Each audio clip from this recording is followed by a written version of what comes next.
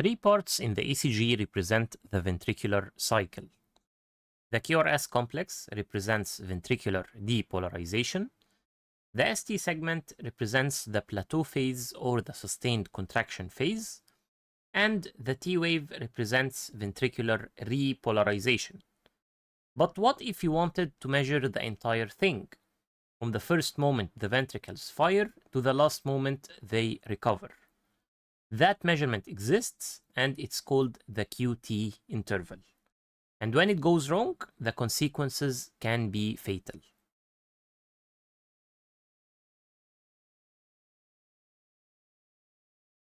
The QT interval is measured from the beginning of the QRS complex to the end of the T wave.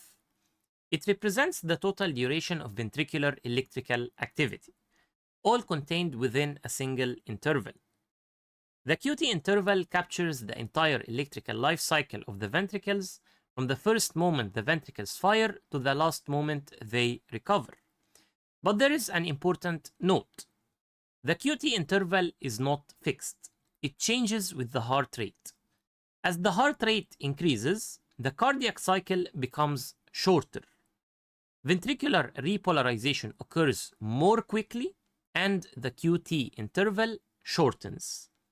On the other hand, as the heart rate decreases, the cardiac cycle lengthens. Ventricular repolarization takes longer, and the QT interval lengthens. This means that the same QT interval can have different meanings at different heart rates. To compare QT intervals across different heart rates, we apply a correction equation. The corrected QT interval is called corrected QT interval, or QTC.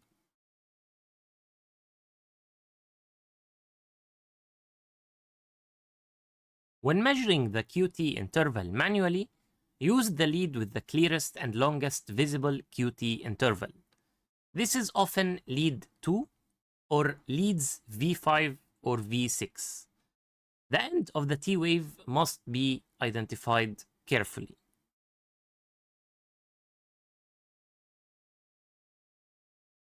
A normal corrected QT interval is less than 440 milliseconds in men, which is less than 11 small squares. And it is less than 460 milliseconds in women, which is less than 11.5 small squares. If you remember with me, one small square horizontally was equal to 0.04 seconds or 40 milliseconds. Women naturally have slightly longer QT intervals.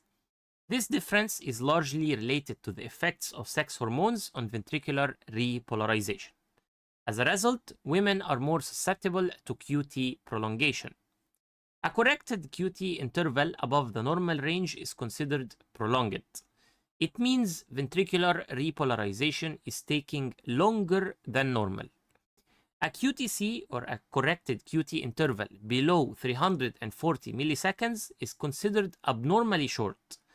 Both abnormalities increase the risk of ventricular arrhythmias.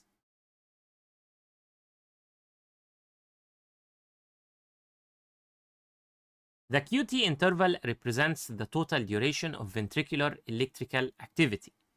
It begins with ventricular depolarization and ends when ventricular repolarization is completed. A prolonged QT interval increases vulnerability to dangerous ventricular arrhythmias, and a shortened QT interval may also indicate significant electrical abnormalities. When the QT interval is normal, ventricular activation and recovery remain properly coordinated. That's all. Thank you, and see you in the next lecture.